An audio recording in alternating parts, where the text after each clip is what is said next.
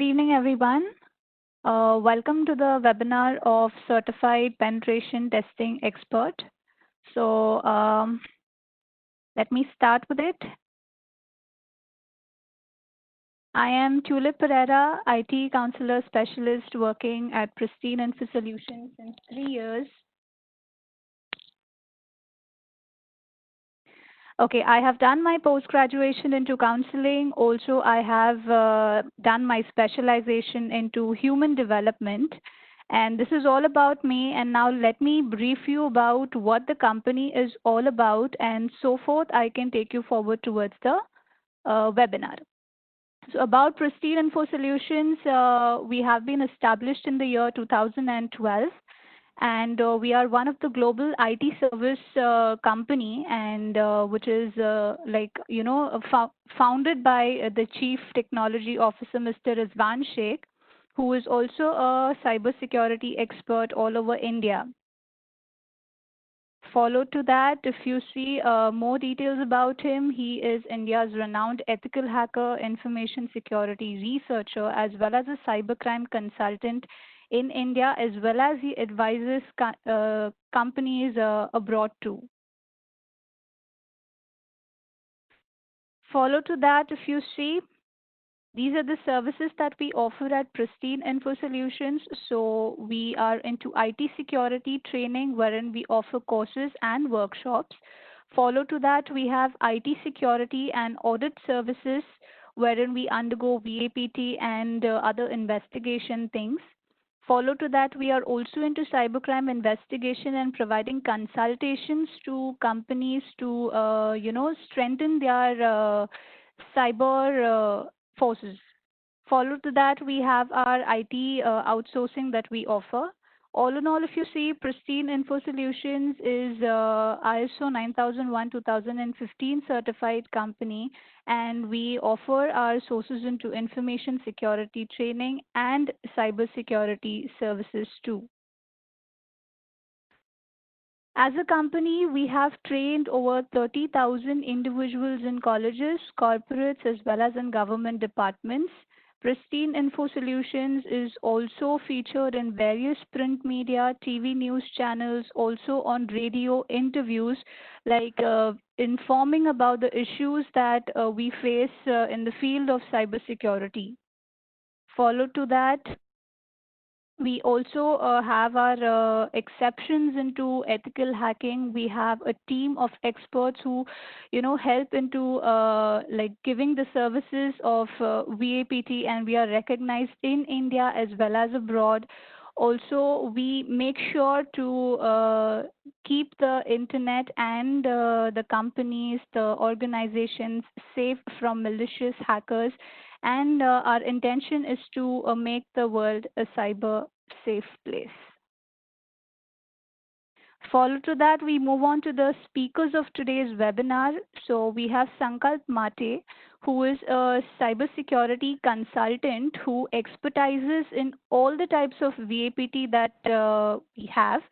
Apart from that, he is also a cyber investigation and cyber forensics, one of his favorites, you can say, into the field of cybersecurity. For more details, you can visit out his website, that is www.sankalpmate.com. Follow to that, we have our second speaker of the webinar today, that is Aditya Nagapure, who is a cybersecurity analyst at Pristine Info Solutions.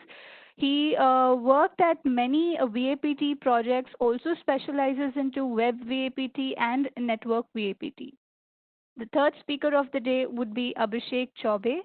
He is also a cybersecurity analyst, an avid bug bounty hunter, and has worked on various VAPT projects at Pristine Info Solutions. So the topics that we would be covering in the entire webinar today, that would be like who basically is a penetration tester, the teams that we have when we speak about VAPT or penetration testing, namely red team, blue team, purple team. Follow to that, what are the careers basically you can have into penetration testing and how you can channelize your career in this field. Follow to that, there will be few live demonstrations that we would be portraying in order to make you all familiar with what exactly VAPT is all about. Follow to that, the important part of the concept of VAPT is projects and case studies. How basically you can handle certain cases that we receive into VAPT. Follow to that, as Pristine Info Solutions, we offer certain trainings into ethical hacking, cybersecurity, and penetration testing is one of it. So we would be briefing you about the trainings that Pristine Info Solution offers. Follow to that, one of the most important aspect about VAPT would be bug bounty. So I'll hand over the entire webinar to Sankalp Mate. Sankalp, over to you. Thank you so much, Tulip, for such a lovely introduction. So, once again, before I start with the whole technical discussion of what VAPT is all about and what the whole agenda for today is, a quick introduction from my end also. My name is Sankal, and I'm a cybersecurity consultant for Pristine Info Solutions, working since last 3 years. I have various technical skills where I'm not keeping myself limited only and only to auditing, but yes, my interests really rely on forensics, investigation, and the other domains of it as well. So I know everyone would be having a lot and lot of questions of what VAPT is, how do we start a career, where is the particular path to enter into security, how do we go to forensics? There would be multiple questions. There would be a lot and lot of questions that you definitely want to ask. But I would definitely suggest you one thing, that after this session, we will try to answer all these questions that you have. And we will make sure that we deliver such a thing where you will get a clear cut picture about what cybersecurity is, from where you need to start, from which particular domain you need to build up your interest, and all the other things. Okay, so I would say just be a little patient till the time we are delivering the whole agenda for today, and later to which, if you have all the questions or whichever questions you want to ask, you can definitely ask us in the chat box. Yeah, so without wasting much time, let's definitely understand what VAPT is. So VAPT altogether is basically, the full form stands for Vulnerability Assessment and Penetration Testing. So VAPT is clearly a activity, a particular service that is being provided to any organization. Now, this organization would be having certain kind of, I would say resources, or else certain kind of products, which can be a dedicated device, it can be a web application, it can be a mobile application, it can be any other sources. So, any product which needs to made hack proof, or the activity which we are going to perform is basically creating that product or making that product into a hack proof product, but basically it won't be 100% hack proof product as such.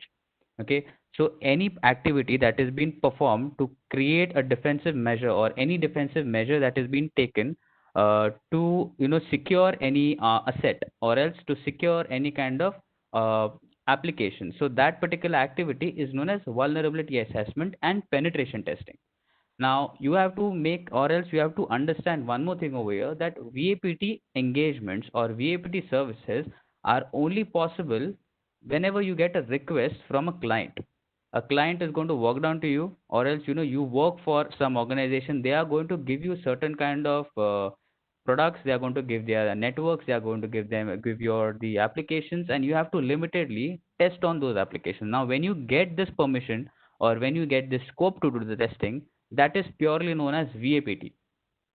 Now, adjacent to which, you can see one more term, or everyone always has this confusion of what hacking is. So, hacking in today's time also, yes, it is known as an illegal activity. Yes, it is known as an offensive word. Majority of the countries today also call it, or else they have written in their IT laws, or else their rule books, that this activity should be into an illegal aspect.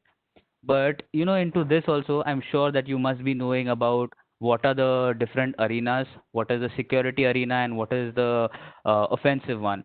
So yes, hackers in today's time also are doing the offensive activity. But if I just clarify the whole thing for you from our end over here, that hacking is an activity in general terms which is always counted to be an offensive one. In the sense, if I say, if I want to hack something, Or else if you ever read a news that something was been hacked, so we always have a image, or we always understand, okay, fine, something illegal has happened, or else something offensive has taken place. So yes, hacking, if anyone wants to do it, their intentions majority of the time are, evil, or it can be bad. But if you put in a word over here called as ethical hacking, so it means something, which is legit, which is done for a good cause, which can be in terms of improving the security, or else which can be, just checking for the security as such. So when you talk about ethical hacking, that means it is coming into the picture called as VAPT. So if you're doing something without permission, that is known as hacking, which is obviously an illegal activity. But if you're doing ethical hacking with proper permissions and each and every protocol and process that you follow, it is purely known as vulnerability assessment and penetration testing. Now, in penetration testing or else in vulnerability assessment, there are various and multiple things which come into the picture, right from prerequisites and to doing that particular activity, because it requires a lot and lot of efforts. It requires a lot of lot and lot of technical skills. So I would say in VAPT there are various domains. Okay, everyone knows that there is internet as a domain, there is web application, there are mobile applications, there are IoT devices, then you have your intelligence, artificial intelligence, which has come into the picture. So there are so many different technologies. Now, if I give you a clear cut picture, any object that is digitally connected or any object which can be hacked, okay, you as a user or you as an auditor or else you as a security person can do a VAPT on it. Okay, so if you want to create any object into a hack proof one, as I told you earlier, you need to do a VAPT on it. Okay, so these are some of the domains that I have listed. Okay, which you can see on the screen, that is network penetration testing, that is network vulnerability assessment and penetration testing. So in this, basically, in a network there are multiple devices, okay, right from a desktop to a laptop, to multiple servers, some CCTV cameras could be there, or various other devices. So when you do a network penetration testing, you basically fall into a picture where your responsibility is to find the smallest vulnerability present in the network to a highest and the most critical one, which can disclose some of the sensitive file, which can gives that access of that particular laptop or desktop to some third party user. Okay, so in short, you are hacking the whole network but with good intentions to provide some kind of security to the whole organization. The same technique, the same idea, the same methodology is applied with the good intentions that I'm talking about for web application also. Okay, so in web application VAPT, we basically test the whole web app. Okay, in terms of if anyone can read some of the files or steal someone in some information, can download the whole database, change the product price, can shut down the whole website. So there are multiple parameters which have been checked on the website. So if I give you an example, if there is a website called as xyz.com, which is totally an e-commerce site. Now if I go on that e-commerce site and if I check for it, it's just a very basic site. Now let's imagine that XYZ Private Limited has given me a project of testing that whole e-commerce site to whatever projects or to whatever protocols that they are following, to whatever login account that they have. So when we did the testing for it, let's just assume that I could, add one of the product which is of say suppose 20,000, and I could easily change the product cost to 2 rupees. Okay, which is definitely a big loss in terms of financial losses. It is a very big loss for the whole organization where they have to give out this product to whatever amount that they have purchased. So such things would be checked from our end, and we would definitely create a report and we send it to the organization with a remediation how they have to patch it. So that is about web applications. Same thing is applied for mobile applications where we check for the whole source code of the mobile app. If any sensitive files are disclosed, if any application breaches are there, if that application can be cracked. Okay, so there are multiple things also which come into mobile application.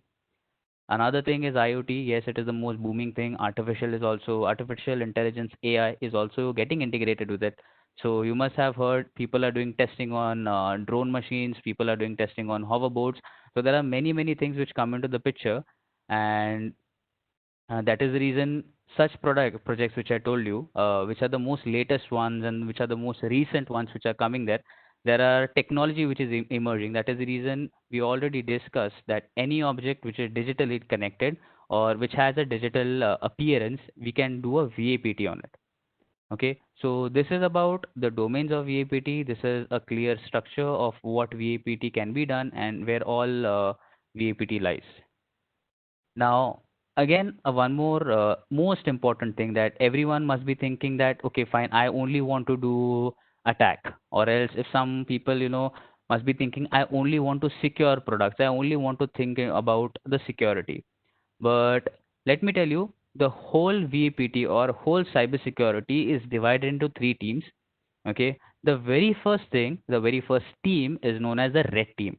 Okay, as the team describes is whole object, red is basically an offensive thing. Okay, so red team is basically the team who are only going to perform certain attacks. But to get into a red team of a big organization, you need to have a lot and lot of skill sets in terms of proving your skill sets into various domains, not only specific to network, not only specific to any application, but you need to be wise versed in all the particular domains. Okay, so when you say that you are into a red team, so the assumption is that yes, you can get into any specific domain, you can get into any specific IP address if it is given to you. That is an assumption that any organization makes. But to get into red teaming, there are very various prerequisites, okay, which you need to prove. You need to have a lot and lot of achievements at your end. Then only you will be able to get into a red team. Okay. So again, a simple prerequisite to a red team would be you need to be very quick with your actions when you do any kind of technical activity. You need to be very logical when you're performing any kind of activity. Again, something which is completely opposite to this is basically known as a blue team. Okay, so blue team is basically a team which is designed in an organization which take care only and only about the security part, the whole security department. So blue team is fairly doing a work where if there's any attack which comes in the organization, so the blue team is the one who launches their plans, who launches their a particular approach to get rid of it. Okay, so at times in an organization there is a red team plus there is a blue team. So there is always a competition between these two. Some top organization they have both these teams to secure their own organization. If I state an example, for example, let's say there is a organization called as XYZ Private Limited.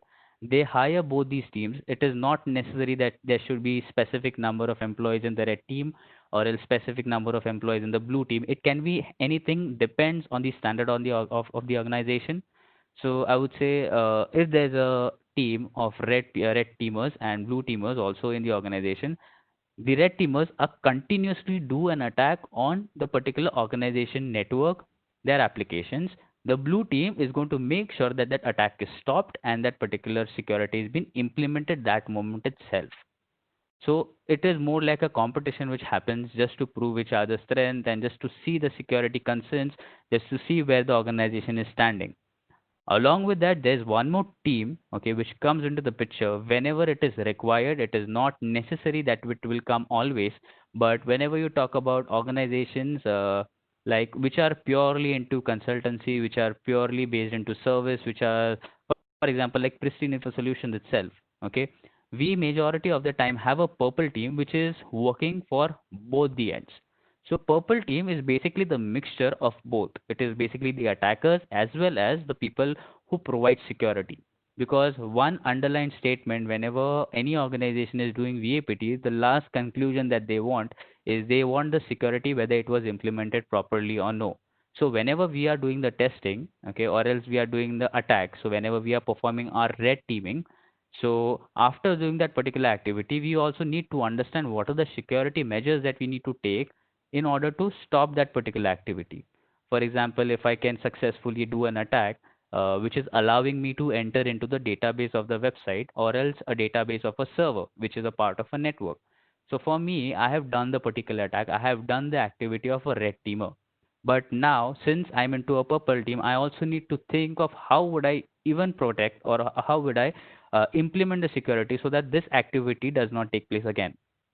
So a purple team is again a particular team which is working partial, and yes, some top organization have all these three teams together, but the purple team is said to be the most powerful one and the most experienced one because They know the activity or the approach methodology that the red teamers are applying along with what blue team is doing. So in such scenarios where there are three different teams in one organization itself, so whenever a red team is doing an attack and the blue team is not able to provide security, or they are not able to handle it, so the whole purple team is going to be in favor of the blue team and support them to provide the security. But if it is vice versa, where attack is not being able for the red teamers to perform it and the blue team is good with the security part, so the complete purple team is going to be in favor of a red team to do the attack. So purple team, as I said, it's partial, it goes both the ways. It is with the red team and it is with blue team also. But over here it totally depends on you, of what kind of activity or what is your specific interest, what your interest is pulling you out, and where exactly you want to go. So over here, as Tulip already introduced, that we have two more, speakers for today. So I would say I would like to ask the same thing to Mr. Aditya. So Aditya, like according to you, what do you think which is the most powerful team, or how would you describe these three teams?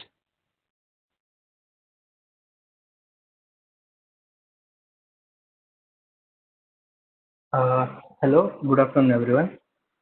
So basically, I would suggest that the purple team is the most powerful team because they are a combination of both the attacking as well as the defensive team.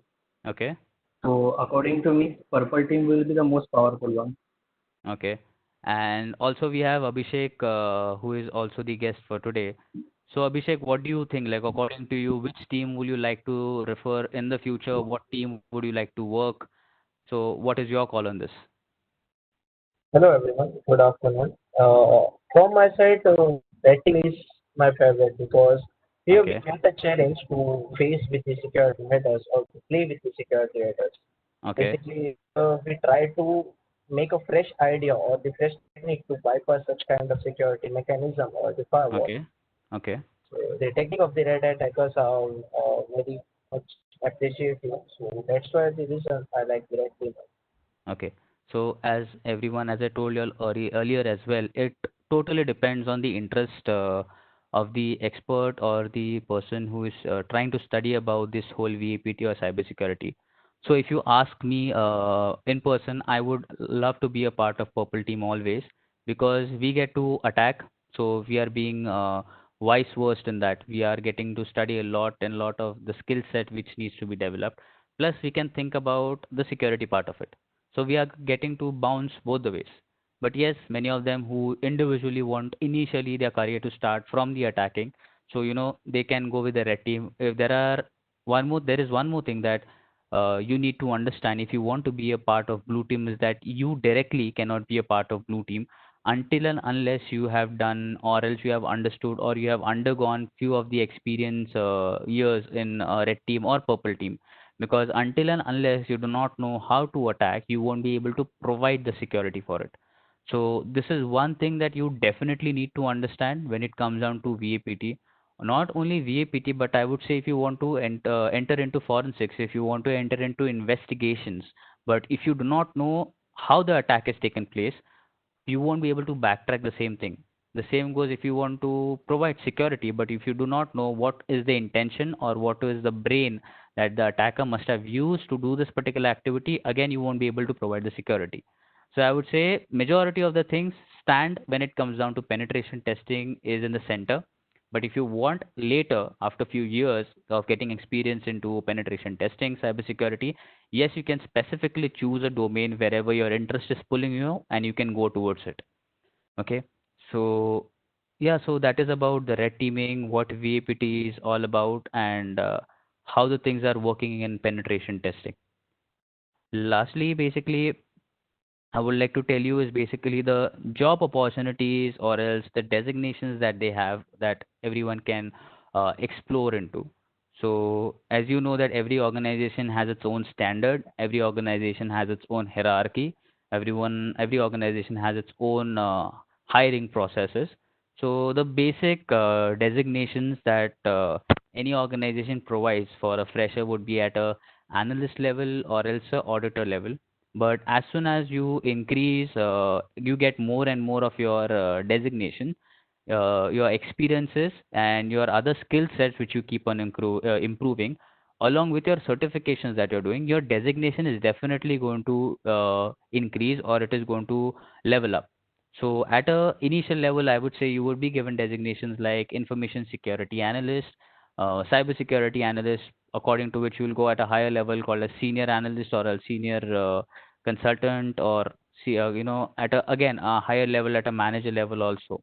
But it totally depends of what all certifications that you have completed and what all experience that you have collected. But I'd like to tell you one thing is that if you have done any kind of penetration testing course, or else you have done any kind of ethical hacking course, so no organization is going to hire you saying that you are an ethical hacker for us, or they are not going to write it on the paper saying that he's working as an ethical hacker. So no organization is going to give you that designation. That at times some organization in abroad and in India also, they might give you a designation of penetration tester, but majority of the time, just to keep a standard, they always call analyst, engineers, senior analyst, consultants likewise.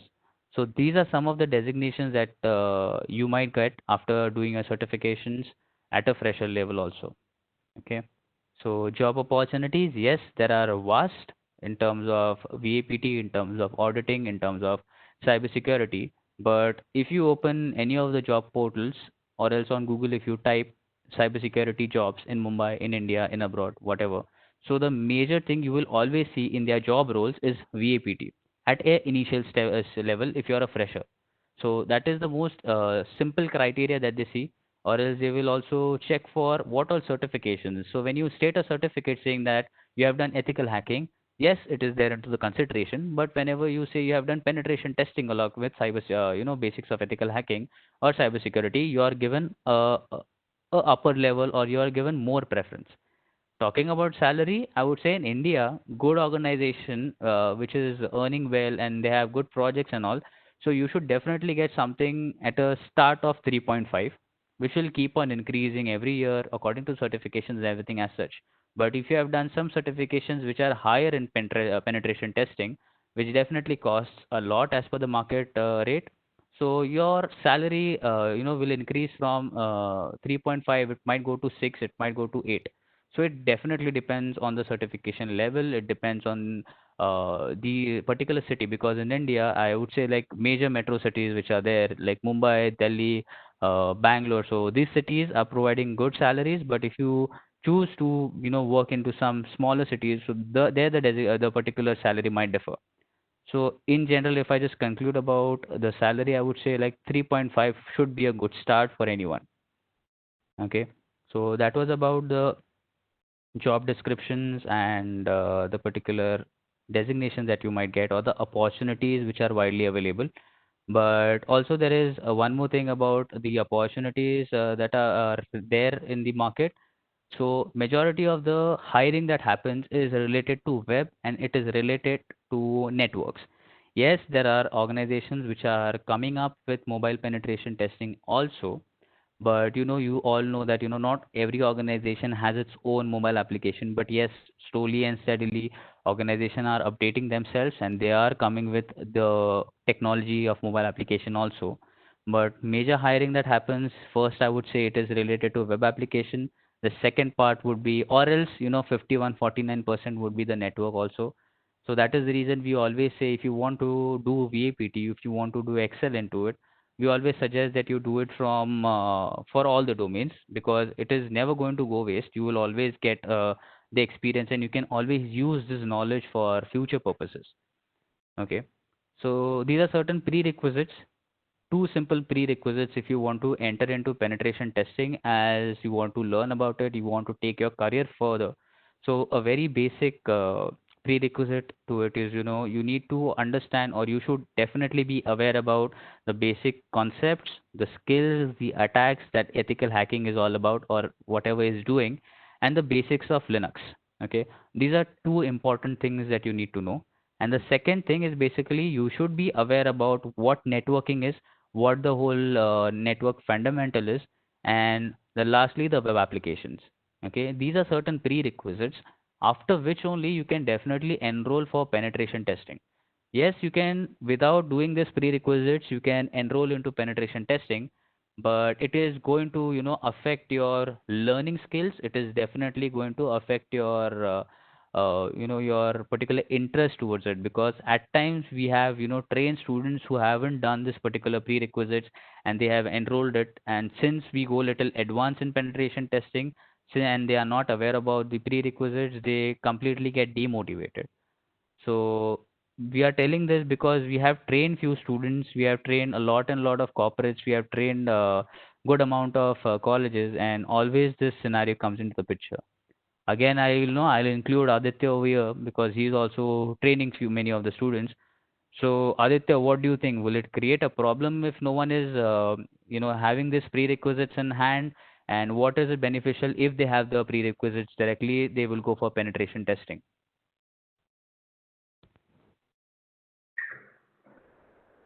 Not having the knowledge of this basics, it may create a lot of problems for you, because as Sankar sir said that we are going a bit advanced. So if you are not having your basics clear, it might create few problems. And in case the basics are clear, you won't be having any issues in understanding the concept or what are the things or the backend processes that are taking place. Okay, Aditya, thank you so much. So these are certain prerequisites that I would like to inform you, and I would definitely recommend you that if you have this prerequisites already, you can start with your penetration testing as a career. But as a guideline or as a advice that if you do not have it, I would say I would always recommend you to have this prerequisites fulfilled first, and then you can start your penetration testing career. Okay. Moving forward is basically I'm going to now hand over the whole session for now to Mr. Abhishek. So Abhishek is going to quickly demonstrate you few of the attacks or few of the processes that we do when it comes down to penetration testing projects. So he will be showing you few attacks. These attacks are purely based on a demo purposes, and it is clearly going to show you only a process and not a final conclusion. Okay. So again, followed to which he will also show you few of one of the videos that we had recorded during a project that we were working few months back. Okay, just to give you an idea of how the whole process that we perform. And afterwards, he will also definitely tell you of what kind of security measures do we take in terms of telling the client to avoid such attacks. So yeah, Abhishek, I'm handing it over to you. Yeah, hello everyone. Once again, a very good afternoon. My name is Abhishek and I'm a service analyst, as you all know. Introduction as given by the developer. So let's start with the live demonstration. Before jumping towards the demonstration, I should clear you there are some phases which we have to follow. So before of the VPT process, like we all know in the ethical hacking, we have some phases which follows, and then he tries to attack on the victims. And the same applies over here in the CPT course, where we in the penetration testing of the VPT, we have some of phases where we try to of such kind of phases, and then we try to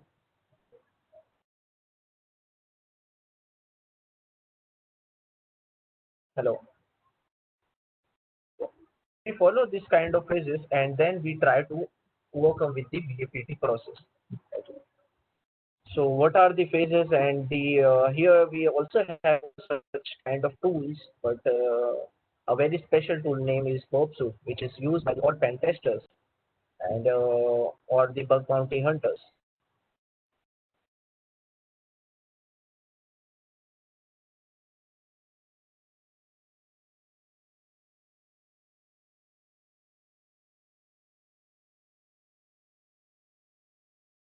Here the phases which we have to follow while performing the VPT process.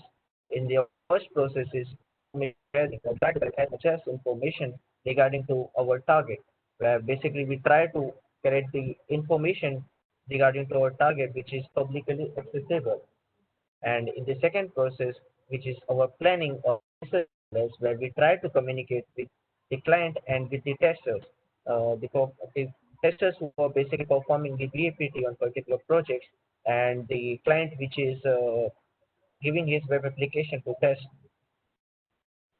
So here a properly plan of action depends in the code. Are the test cases will be run, or what are the tools which are run, and what are the impacts will be caused while testing on their web application. So this kind of actions and plan was discussed before the testing, and then we have our third process, which is vulnerability detection. Here we try to check all the functions of the web application regularly, and then once we have listed all the functions, we try to start with some malicious input where we check the response of the web application. What the web application is responding uh, by our malicious input. Where once we have found such kind of vulnerabilities or it is noted, then we start with our penetration testing. Here VAPT part of VA is over. Now we start with PT. What is PT? Basically, penetration testing is the process where we to try to post exploit the vulnerabilities which was found in the vulnerability detection, and then we try to override what is the basic or the critical impact of that particular vulnerability into their system or the organization. Once all the things are done, here our final process, which is the reporting, where we compile all the vulnerabilities which are found or the issues which are found while testing the particular project or the particular target. All the things are compiled with a single report, or there may be a multiple report and then shared with the client or the owner of the particular product. So here we have the this kind of basic process which we have to follow before performing the VAPT. Then here comes our best tool, which is used by the all pen testers. It is a it is used by our pen testers and as well as the bug bounty hunters. It is a paid tool, and the tool name is Mobsuit. As you can check over here, we can see many functions. Basically, this project is owned by the CodeSphere community. It is a paid tool. Here we have also free edition, but there we have very less functions. But here we are using the paid version where we can see many functions over here.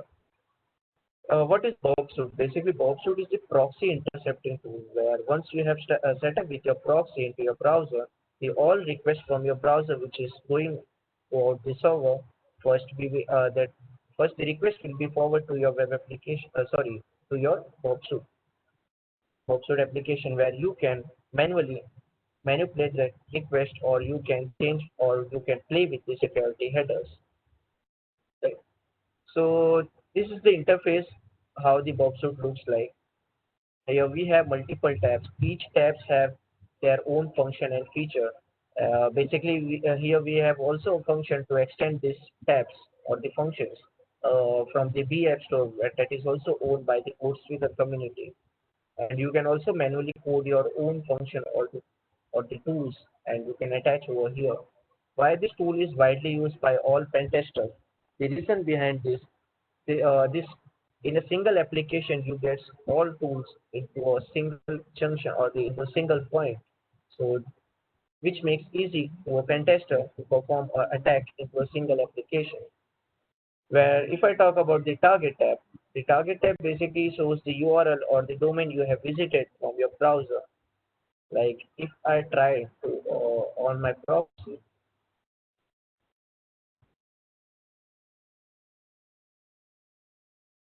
here we have the proxy tab where we can intercept the request and forward to the any tab which we want to forward, and here even we can also drop this request. So here we can just right click and forward this request to any tab like a repeater, intruder, and all. So repeater is just a tab where you can repeat the process multiple times. Like if you try to manipulate your request, so you can try over multiple attempts and multiple forwards from the repeater tab. So once it is request is forwarded, you can check over in the target tab the URLs which is visited by you or your browser.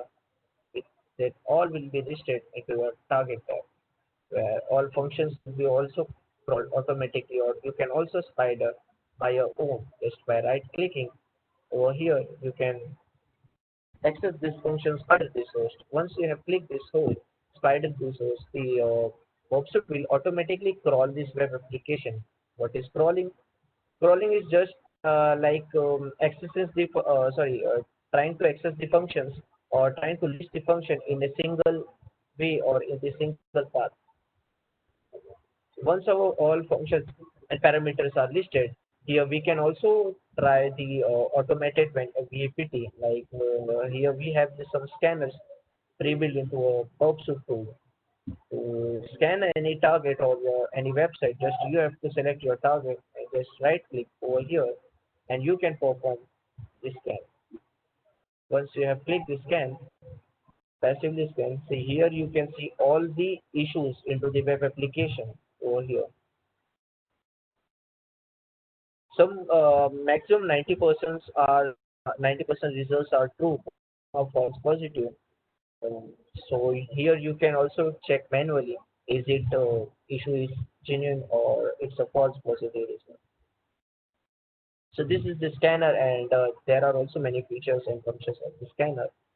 Now I'm going to show a live demonstration on the lab. Basically, why on the lab? Because the reason behind that, we cannot perform on the live website. To perform on the live website, we should have a proper written permission from the owner of that particular web application. So here we are using a lab which is a just demo website, only made for the testing purpose only. So once we have visited on our targeted web application or provided application, so never start attack directly. Once you have covered all the phases, all the tools or the scanners, now here you can start with your manual testing by just checking the functions which are there on that particular web application. So we will go a step by step. Like here we have the search. If a genuine user, what he will do, he will just try to input a genuine request, some kind of genuine request. But as an attacker or as a pen tester, we will try to input some malicious query into that, and the response is it particular field is vulnerable or not. To do so, we will never directly inject the payload into that bar. First, we will try to check if that field is vulnerable or not.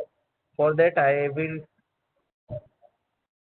do some random genuine into the particular web application. Once I have injected some genuine query and say here in the search bar, I have tried to input some genuine query like my name, and my name is reflecting over the response. And you can also check into the code or the background code or the response or the verb soup. From this method, you can verify is your request is reflecting into response or not. If it is if your request is reflecting into the response, that the field may be vulnerable. So here our request is reflecting into the response. Now we will try to attack over here. So here I am going to try a XSS attack. What is XSS? XSS full form is cross-site scripting. Cross-site scripting is an attack where attacker tries to inject some malicious JavaScript payload into an input field, and once the payload is injected, the payload will execute over the server, and then the result will be shown as by the command by the attacker or as the command by the payload. To check that field is vulnerable to XSS or not, here I will going to use simple payload script alert1 script tag close. What this payload will do, basically this payload will create a alert1 pop-up. See here you can check the whole script.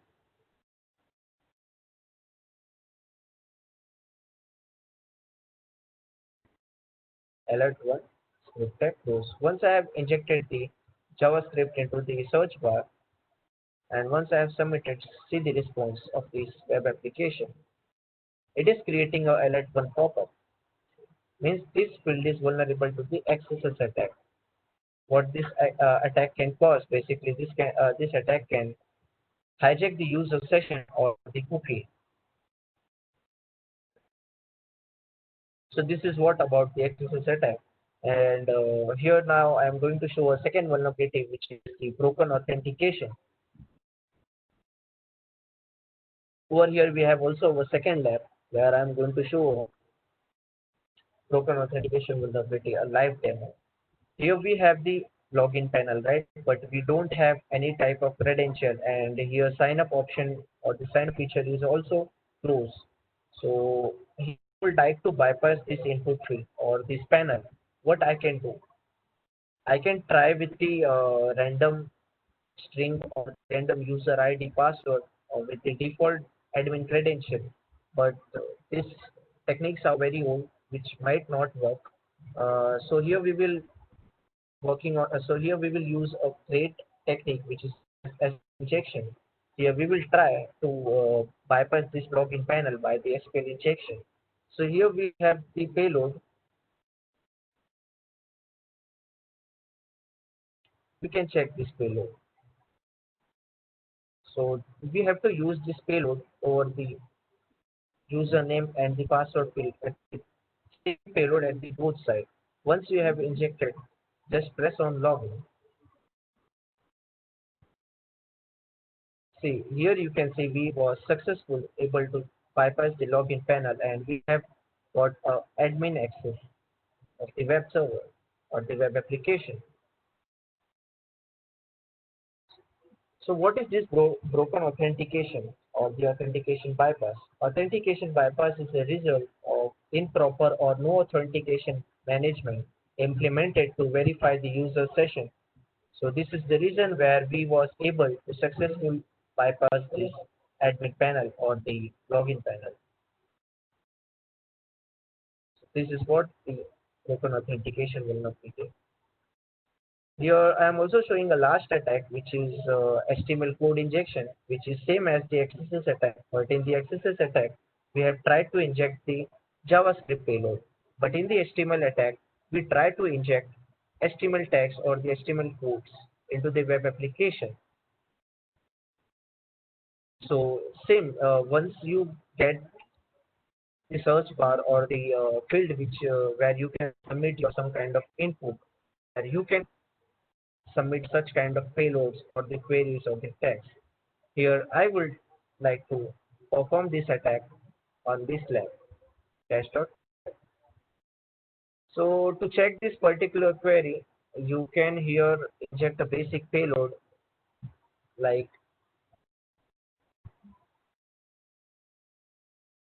here I am trying to submit hello world into a HTML format.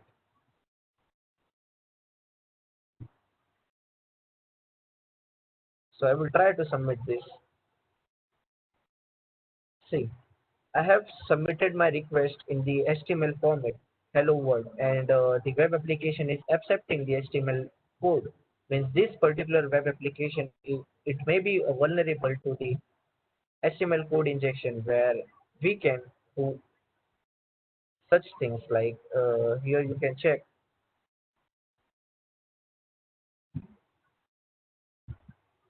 Here I have the code, basically a random website. You can check it as a random website, or you can get any code from any web page and all. So here I have tried to collect this code of the particular web application on the web page, and now what I will do, I will try to inject that code into the search bar. Let's see the result. Once I have submitted, here you can check what the scenario is going on. The whole page content has been changed due to injecting the particular HTML code into the web application. Here you can check the interface has been changed, where code was executed successfully.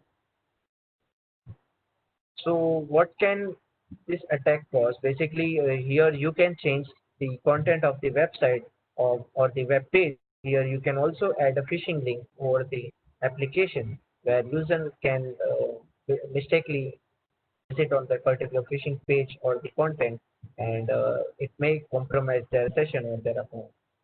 Or sensitive data can be transferred over there. So this is what about the live demonstration and some vulnerabilities. As you can check, it are very easy to verify if the field is vulnerable or not. We have recorded 30-40 seconds to check a single vulnerability. Here we have also a video which was recorded by us while performing a project. Basically, few months back, we have the project where we have found very critical vulnerability named as broken authentication and session management.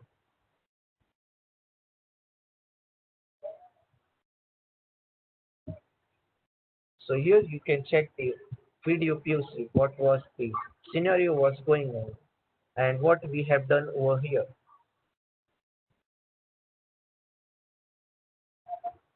The thing which was formed over here or performed over here, basically we have received a project from our XYZ client and we have got some credentials to test that particular session related vulnerabilities or that particular web application where we have tried to log in with the particular credential. Once we have got login and then we have tried to log out particular session or to kill the particular session and then access the function of the particular web application without the session or without login with the credential, and we was successfully able to bypass such thing or we was able to perform this activity. So here we have login with the credentials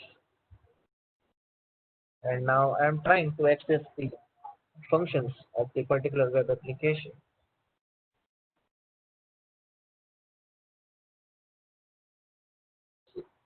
As we all know, once we have login with our account or with our credential, we have power to access the functions of the denoted functions by the web application.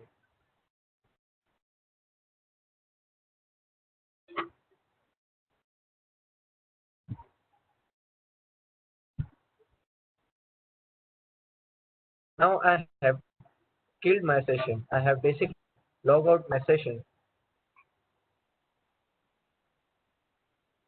Once I have logged out, I have pressed the back button of my browser. What this back button does and how the logic behind this particular vulnerability, what the logic. The basic logic regarding to this vulnerability, our browser has the function to store the web pages recently visited by you or by the device user. So as you all know, there are many public accessible computers like Cyber Cafe or the devices where we try to access our social media accounts or such kind of application where we try to log in such kind of web application and then we just basically pull out our session or end up our session by log out and we think that our session has ended. Now no one can access my uh, credential or no one can access that particular web application, but this is wrong. Here this technique can be used. Basically the attacker can access the pages web pages which is visited by you, or he can also press the back button of your browser to check the pages visited by you or the application visited by you.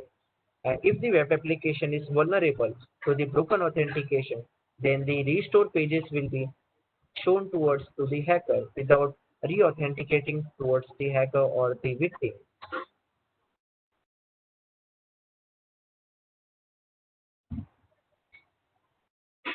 Once I have logged out, see I have pressed the back button and was able to regain the session of a particular victim account without giving any kind of credential. And I was also able to upload profile picture over the application.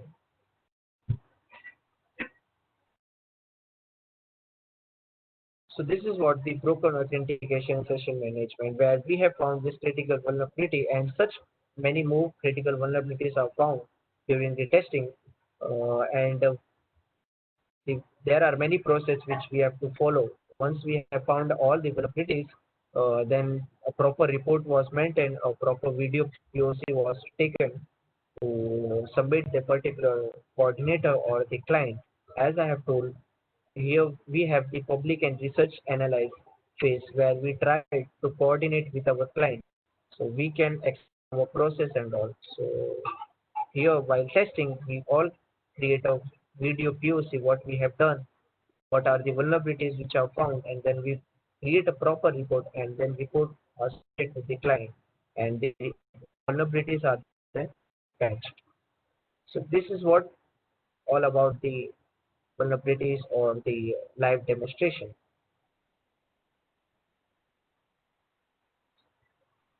Here we have also, hello, yeah. So here we have also our bug bounty, which is our next topic. What is bug bounty? You all may be familiar with the bug bounty, or I guess you're thinking that it's a new topic or the new word. Nothing, it's not a new word, but just it's a new kind of business where it's like a deal which is offered by many websites, organizations, by which individuals can receive compensation for reporting such kind of bugs, vulnerabilities. Not only compensation, you can be rewarded by some goodies, which is known as swag, and you can also receive your holofins, where you can check my holofins.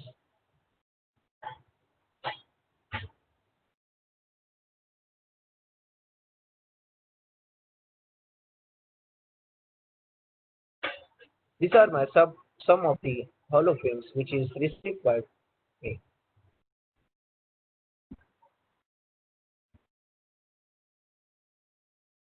So that is what the bug bounty, and let me explain what are the platforms where you can perform such kind of hunting and all.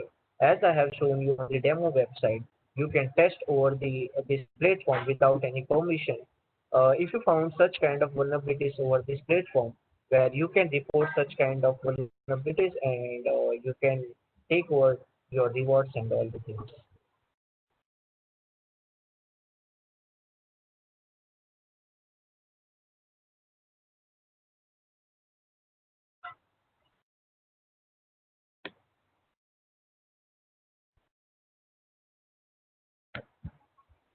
Here, one of the famous bug bounty platform is BugCrowd.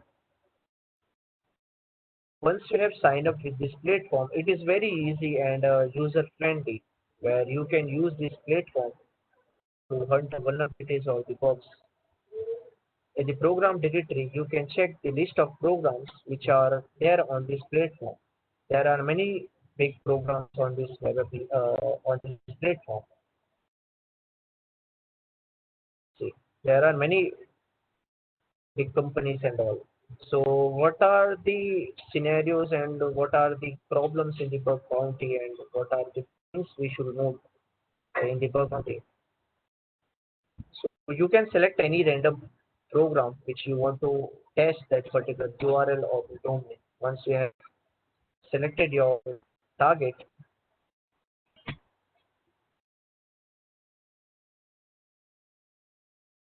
here I am selecting a single target, where never start directly testing towards your target.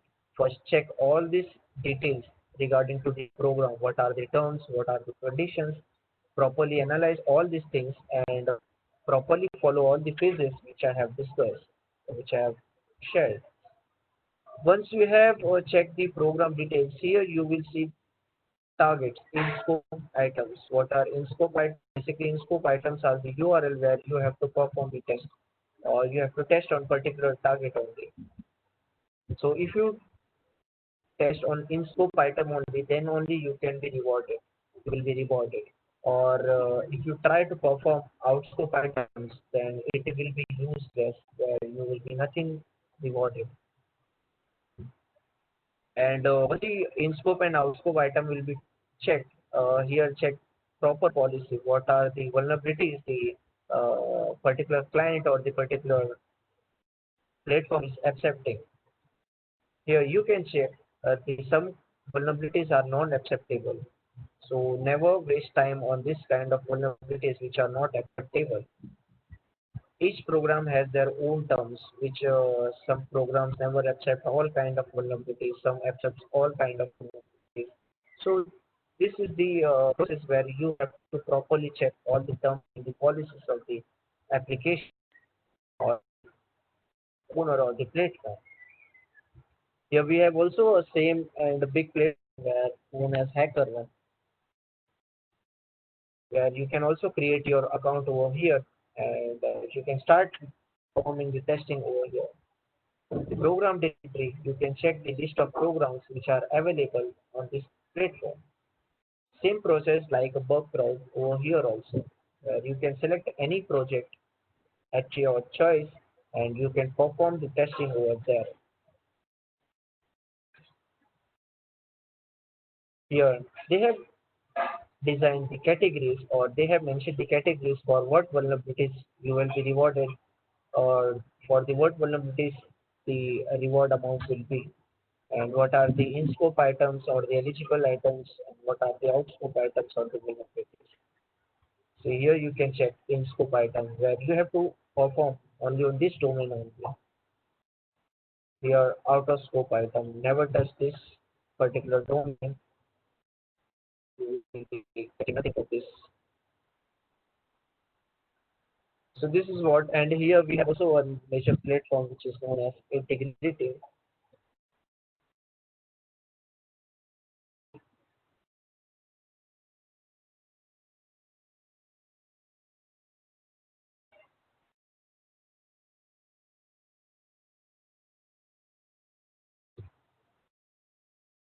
Integrity is also one of the platform, bug bounty platform where you can sign up over here and you can hunt vulnerabilities or the bugs and you can report and you can also earn swags, goodies and reward amount too.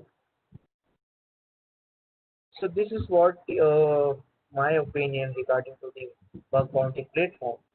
Here, money is not the main point. Hall of Fame is the main point where your name will be repeated or your name will be announced over to the platform or over to the company where you have tested. If you see my Hall of Fames, uh, yeah, if you check my Hall of Fames, there are many of the major companies where they have or they have posted my names onto their website or onto my platform. So this is what was my opinion regarding to the bug bounty. Uh, I should know I should know the opinion of the Aditya sir and Shankar sir. What is your opinion regarding to the bug bounty?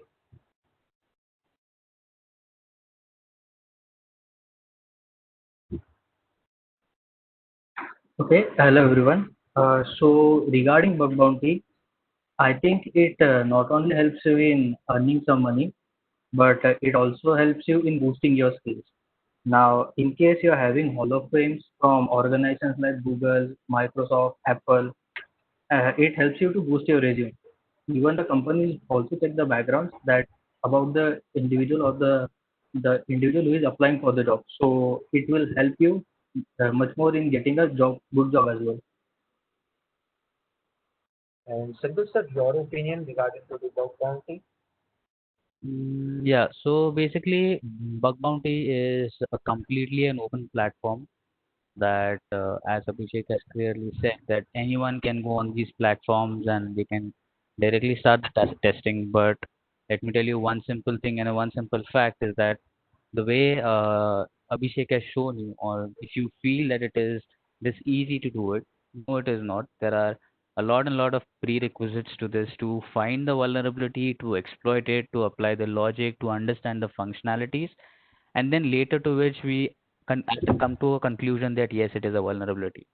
But it is not that easy to find it. But some vulnerabilities, yes, it can be found easily. It depends completely on the application security and likewise. Specifically talking about bug bounty, I would say every individual has its own opinion, and every individual come to this platform to do the testing who has its own reasons. Okay, like my intention would completely be on looking at my name or seeing my name on big banners. Okay, so I can keep on repeatedly doing bug bounty. So my name comes on Google, my name comes on Microsoft, it comes on Twitter, it comes on major other sectors which are there. Okay, but some other person who would be there, his intentions are to collect money, okay, to make money from these platforms. So it is nothing wrong or it is nothing right as such, but altogether it depends on the person's intention that he wants to do. because as you keep on getting your names on big banners, it allows you to enter into the market. It allows you to get jobs easily because they know that your name is there on big organizations. So yeah, so that is about bug bounty and the basic understanding what I feel why people are doing bug bounty. And yes, definitely is one of the most important and easiest means for anyone to do research, for anyone to, just go back to their zone when they had started, find the same old vulnerabilities, do the practices, and likewise those things as such. So yeah, so that is my opinion. Thanks for your opinion now, and now Aditya sir will discuss further topics and hand over into the Aditya sir.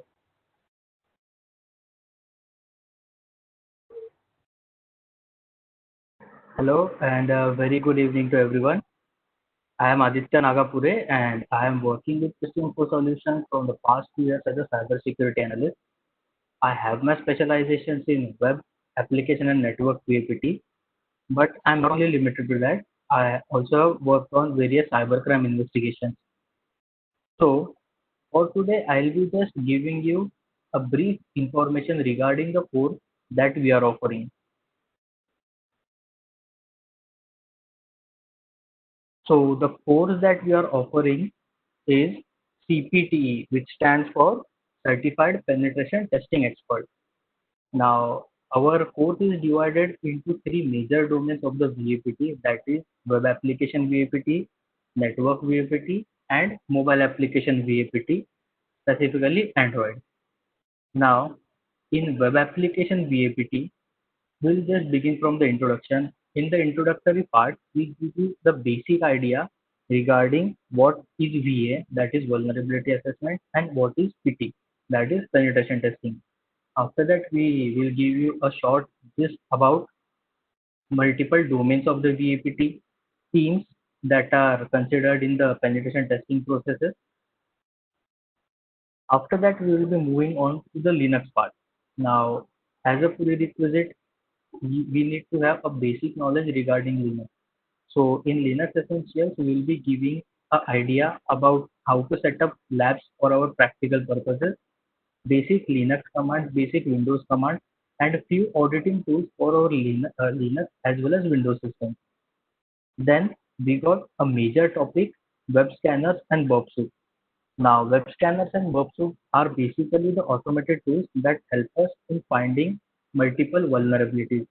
So, as shown by Abhishek, he was using the tool Bobsoup that helped him in finding out a few technical vulnerabilities. But as a penetration tester, we should not totally rely on these automated scanners. We also need to check for the manual testing. The scanners will help you in finding out the technical vulnerabilities, but you can find out logical vulnerabilities only and only by manual testing. The major process or the major part of your penetration testing process is enumeration. In other words, we can say reconnaissance.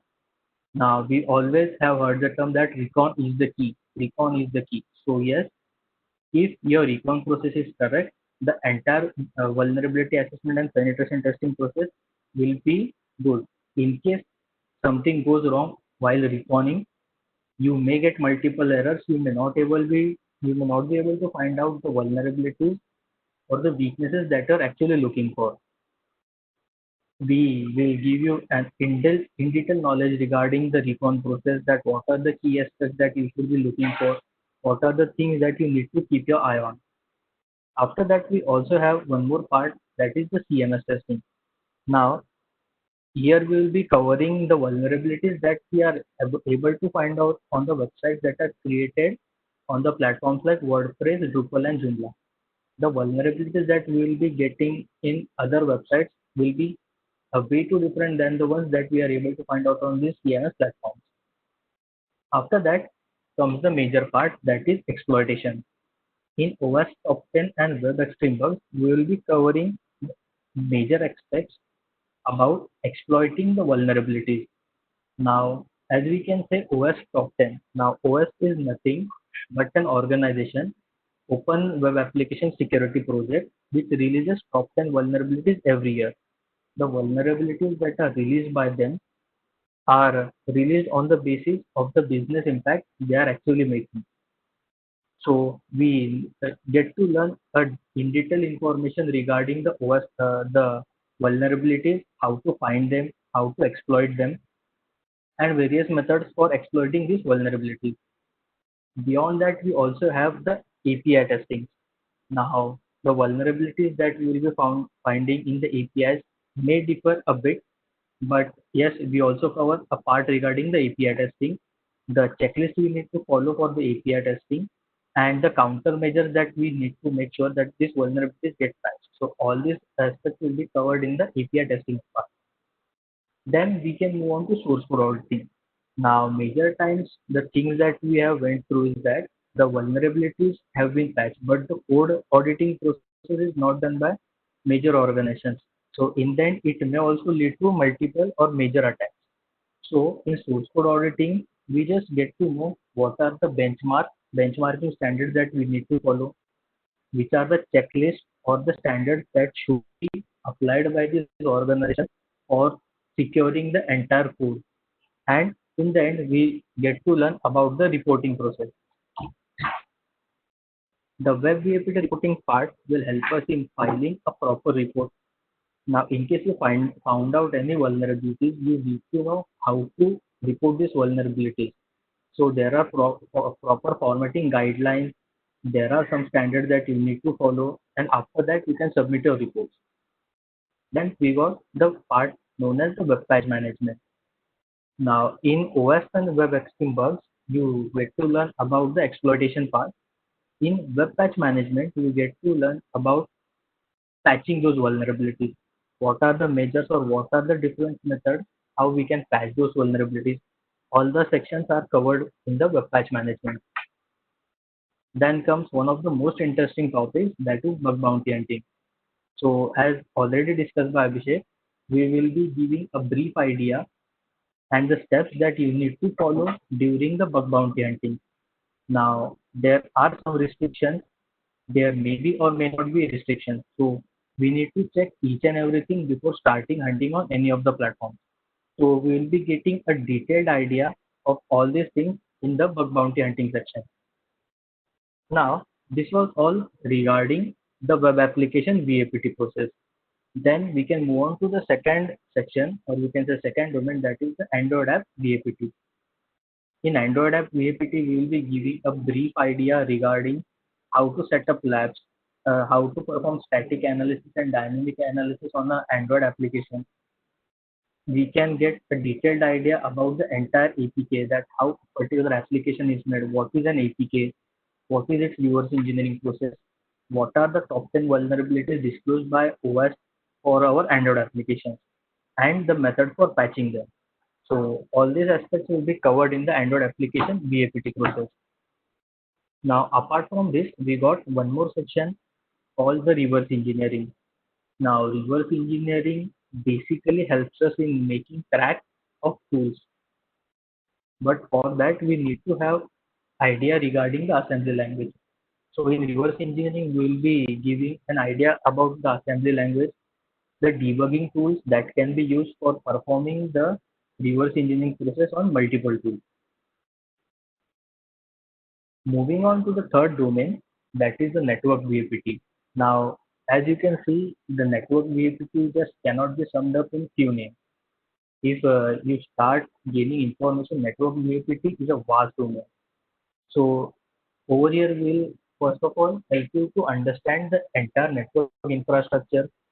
Again, the recon part comes under the network VAPT. You need to get detailed information regarding the network, how it should be. And then we got one more section, that is Metasploit. In I guess Metasploit must have been used by many of you before also. So Metasploit, in Metasploit we will be helping how to use the payload, how to gather information using Metasploit, what is an auxiliary, what is a meterpreter, how to gain access when how to perform multiple attacks when once you get the meterpreter connection. and the GUI version of Metasploit, that is Armitage. In the end, we'll be having one more part, that is SOC and threat intelligence. Now, SOC stands for Security Operations Center. The basic role of the Security Operations Center is to monitor what all activities are being performed inside the network. They need to keep logs of each and everything. What are the requests that are coming inside the network? What are the requests that are going outside the network? In case any incident takes place, so what are the measures they need to take? What is the exact methodology for gathering the intelligence for this particular incident? So all these aspects will be covered in SOC and threat intelligence section.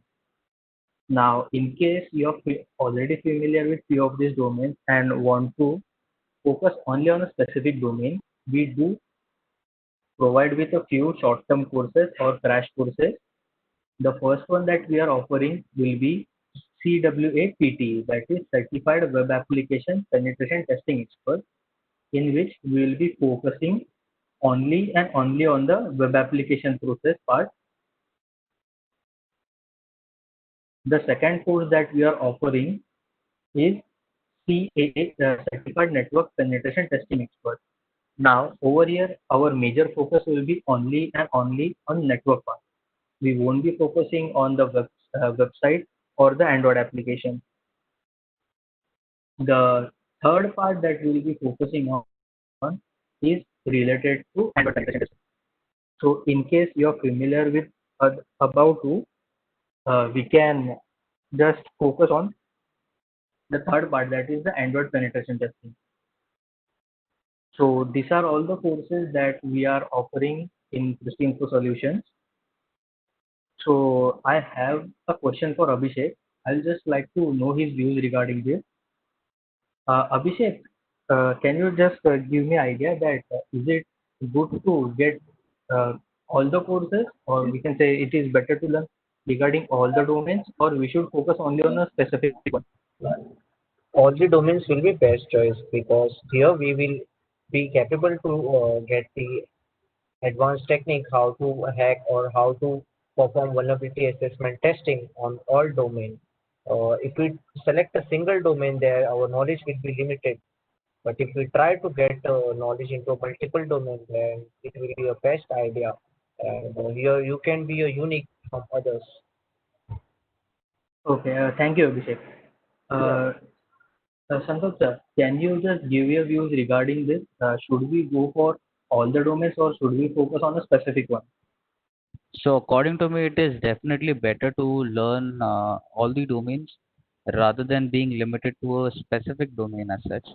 Because when you test a specific web application, at times you would be given IP addresses to test individually, which could be a part of the network. But since you do not have any experience, knowledge related to it, so you won't be able to give you 100%.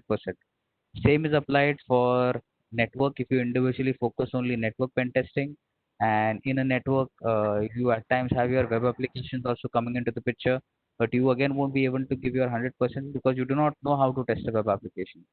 So definitely, if you're learning penetration testing, it is better that you learn network, you learn web application, mobile application, which also includes the API source code, because it altogether enhances your skills and you have the ability of delivering this kind of skill set in terms of all the domains for an organization. After which, after learning all these skills, then you can think about in which specific domains you want to do the excel, or which specific domains you want to go into and get experience. But at an initial stage, if you're learning, it is better that you learn all the domains. So yeah, that is my opinion. Thank you. Thank you, sir, for your opinion. Handing over to Ms. Tulip. Yeah, Sankalp, I have a question for you. Okay. There was a question asked by Dhruval, Okay. that is the basic knowledge about CCNA required? See, I wouldn't definitely not say a specific course name, but if you have done it, that is fine. That knowledge is definitely useful.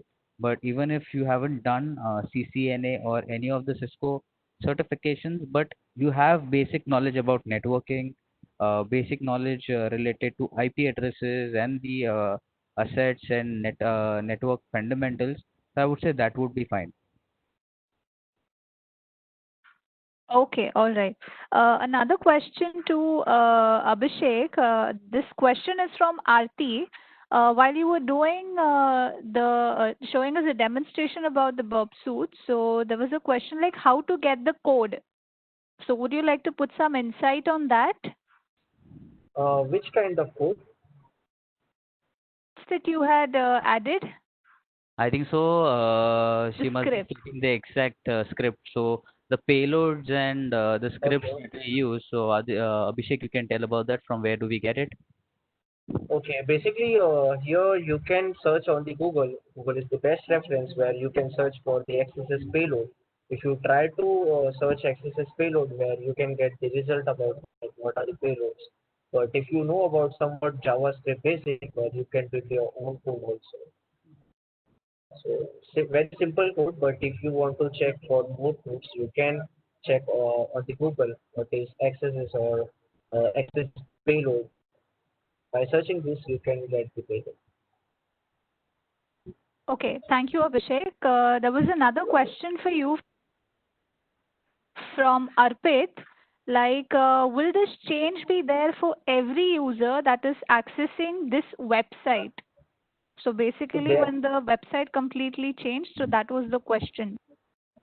so basically there is two scenario. One is client side and one is server side. If the vulnerability is for the client side only, then the change will remain only for you at your own risk at your own side. But if it is store based or the server side based, then the changes will be applied over the all users over the whole database or the server side. Okay.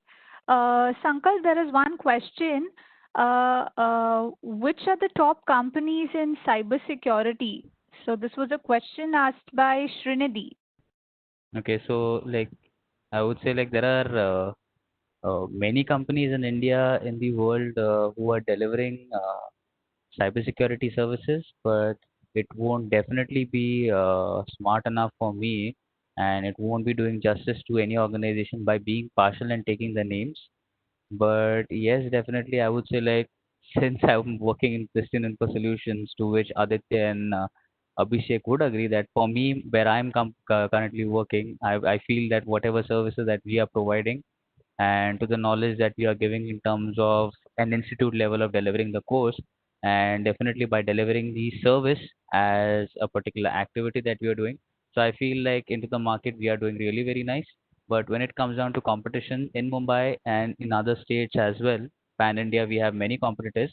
I won't definitely take any organization's name or won't be partial, but yes, there are many organizations who are in competition. As you all know, there are many startups coming up, and there are few organizations who are there into the market since 10, 15 years. But yes, definitely taking anyone's name would be a good choice for me. But when you talk about VAPT or you talk auditing, there are many private organizations, yes, who are doing this particular activity as a side job, as one more service that they are offering, rather than providing their actual services. So if you know, like there are many financial auditing companies who are whose main business purpose or their main activities audit related to finance, but they have also included this particular service. And there are other marketing companies also, or advertisement companies also, whose main activity is something else, but they have included this to be their another service. So major companies who were completely different earlier, but they are trying to include this also as their service because of the emerging technology and the activities that is happening all over the globe. So yeah, so that would be my answer, right? Okay. So follow to this, there was one more question asked over here that what is the scope in government jobs in this field? So this question was asked by Vikram. So would you like Okay. to put your insight on this? So Vikram, if I tell you honestly that there is no dedicated portal, or else there is no dedicated process when you talk about entering into cybercrime investigation, or else when you talk about auditing, or when you talk about any cybersecurity related jobs. Okay, but definitely you must have tried it. I definitely have, at an earlier stage, I tried it, going on Google and checking out cybersecurity jobs for government sectors. And yes, there are various platforms that say, but top two companies that you must have seen this designation coming about is related in CERT India. CERT stands for Computer Emergency Response Team of India. Where this body is there in Delhi, and it is the whole and sole only body in Delhi, which take care of investigation, forensics, auditing, complying any private organization to do the audits. So dedicatedly, there won't be any government opening for you, but you'll have to prove yourself in the private sectors. You will have to make your name in the private sectors, get a lot of achievements. So I'd like to tell you a few achievements that I'm seeing in the lockdown periods. So there was this recent attack that someone had, not an attack, but someone had reported. Okay, and he was an Indian who stays in Kanpur. Okay, so he was the one who had found a vulnerability on Google, specifically Gmail, and he mailed that particular vulnerability to Google, because Google definitely has their bug bounty platform. Okay, so he did it for the first time, and within 1 month or within 1.5 months, he reported three particular vulnerabilities on Google. Okay, because of which he was rewarded 5,000 USD. So that is one thing. So this is how he's making his name in India. This is how Google is knowing him. This is how Pan India is knowing him, that he's doing something good and he's capable of testing a big brand. Likewise, someone recently had reported Facebook, and they got a pretty good amount for whatever attack. I think so. They rewarded something in approximately 9 or 8,000 USD. So likewise, there are many people in India who are doing the testing, and they are getting their names above at a very good scale, which is creating a lot of credibility for themselves. And that is how government is going to choose you, look out for your work, and that is how you're going to be placed.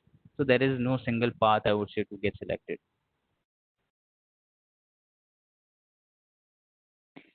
Okay, all right. Thank you, Sankalp. Um,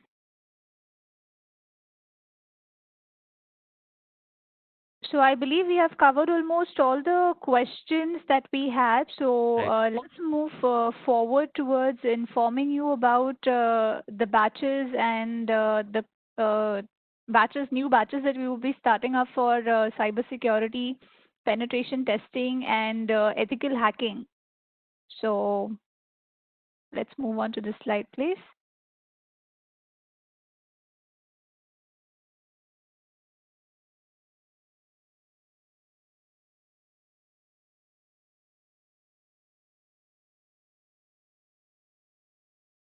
Okay, so we have a new batch starting up for certified penetration testing expert.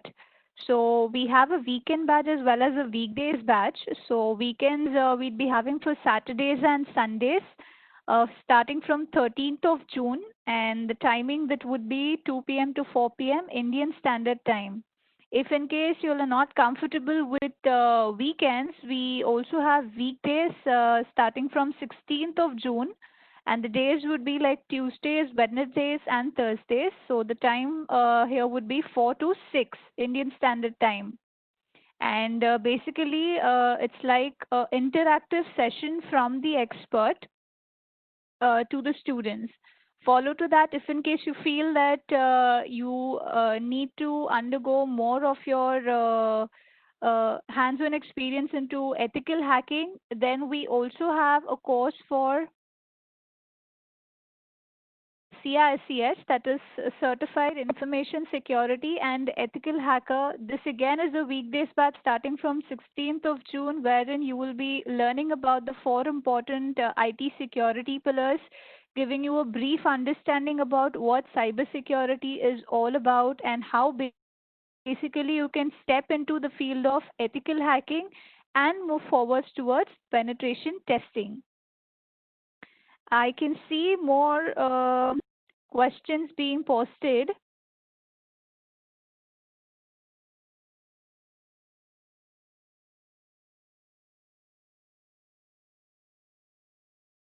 Okay, so there is a question asked by Sanket over here.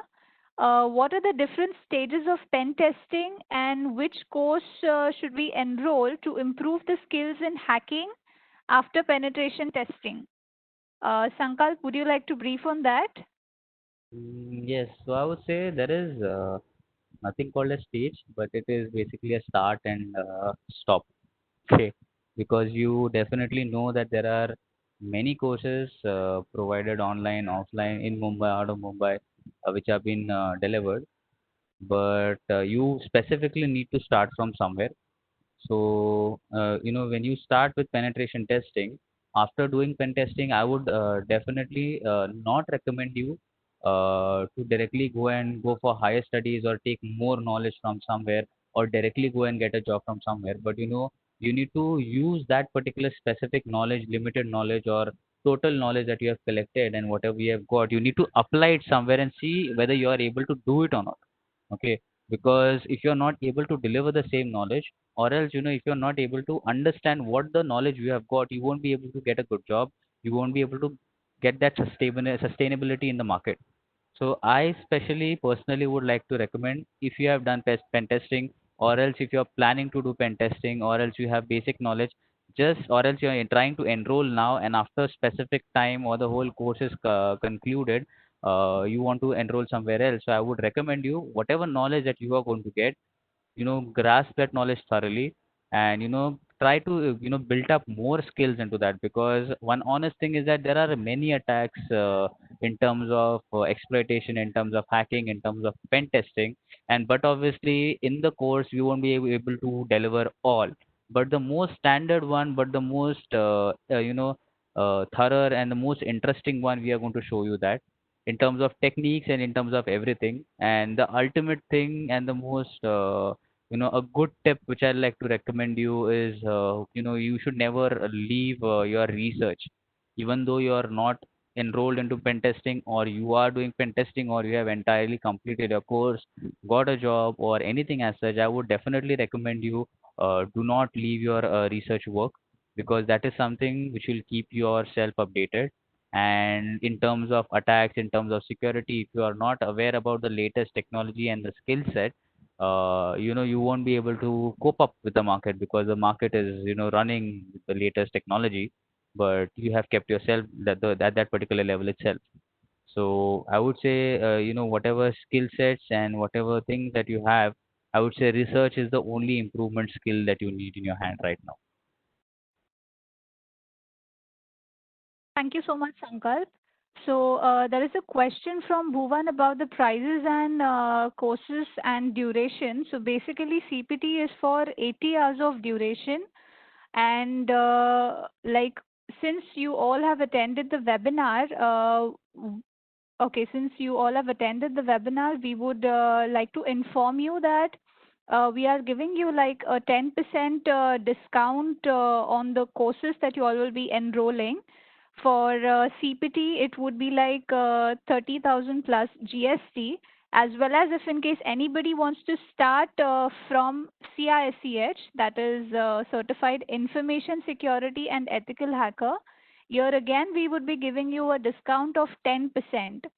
For more details, you can visit or contact our team, that is at 902-902-9632, or fill up a contact form at contact@pristineinfo.com. The link is also shared in the chat box. Apart from that, if in case you all need some more details and just want to check out things on your own, so you all can visit our website at www.pristineinfo.com. Still any queries?